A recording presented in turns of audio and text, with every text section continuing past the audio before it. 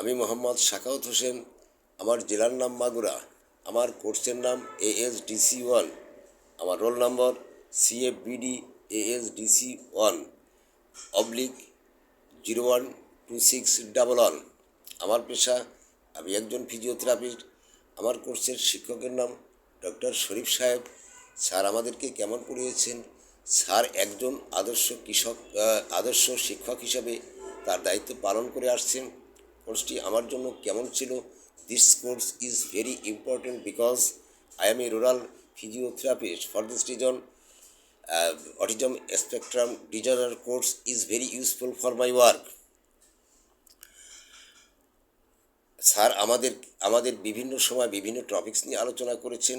আজকে আমি আমার প্রেজেন্টেশন হিসাবে অটিজম কী এবং কী নয় সংক্ষিপ্ত আলোচনা করব। অটিজম কী? অটিজম হলো নিউরোলজিক্যাল ডেভেলপমেন্ট কন্ডিশন, যাহা শিশুর মস্তিষ্কের বিকাশ স্বাভাবিক থেকে একটু ভিন্নতর হয়। অটিজম জন্মগত, ইহা কোনো সামাজিক সংক্রামক ব্যাধি নয়। অটিজমের প্রধান লক্ষণসমূহ কী কী? অটিজমের প্রধান লক্ষণসমূহের মধ্যে শিশুদের সামাজিক যোগাযোগ অসুবিধা হয়, ভাষা ও অভিব্যক্তি প্রকাশ করতে অসুবিধা হয়, মানসিক বিকাশ এবং কোনো কিছু শিখতে বিলম্ব হয়, অস্বাভাবিক আচরণ বা কোনো কাজের পুনরাবৃত্তি ঘটে, উদ্বেগ প্রকাশ করা বা একই কাজ বারে বারে পুনরাবৃত্তি ঘটানো, উদ্বেগ প্রকাশ করা এবং মানসিক অসুস্থতা বোধ করা, অনিয়ন্ত্রিত খাদ্যাভ্যাস এবং ঘুমের অসুবিধা হয়।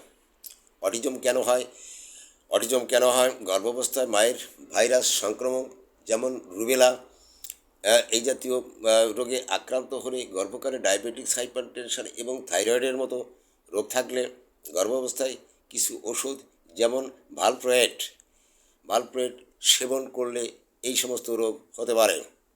কীভাবে স্ট্যান্ডার্ড স্কোরিং মাধ্যমে অটিজম শনাক্ত করা হয়? এখানে ধরে নেই 20টি প্রশ্নর উপরে ভিত্তি করে অটিজমের স্কোরিং করা সম্ভব।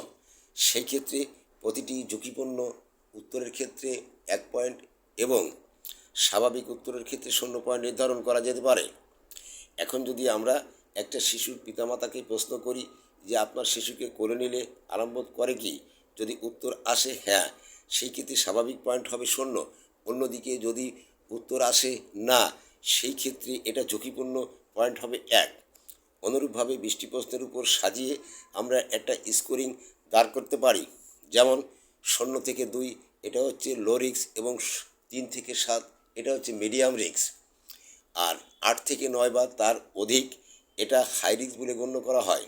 Necessary diagnostic ADOS2 autism diagnostic observation schedule ADIR autism diagnostic interview revised এগুলো শিশুর আচরণ এবং সামাজিক কর্মদক্ষতা পরিমাপ করা হয়। চিকিৎসা, এখানে পেডিয়াট্রিক নিউরোলজিস্ট এবং চাইল্ড ডেভেলপমেন্ট থেরাপিস্ট ওনাদের তত্ত্বাবধানে চিকিৎসা পরিলক্ষিত হওয়া দরকার। প্রতিরোধ এবং করণীয়, গর্ভবতী মায়ের পর্যাপ্ত পরিমাণে ভিটামিন B12 এবং ফোলেট সমৃদ্ধ খাওয়াতে হবে। শিশুদের পর্যাপ্ত পরিমাণে পুষ্টিকর এবং স্বাস্থ্যসম্মত খাবার খাওয়াতে হবে। শিশুদের সামাজিক বিকাশে প্রয়োজনীয় থেরাপি, কাউন্সেলিং, বিশেষ করে ব্যবস্থা ইত্যাদি করে নিয়ম কানুন মেনে চললে অটিজম স্পেকট্রাম ডিসঅর্ডারের মতো রোগ থেকে মুক্তি পাওয়া সম্ভব। ধন্যবাদ।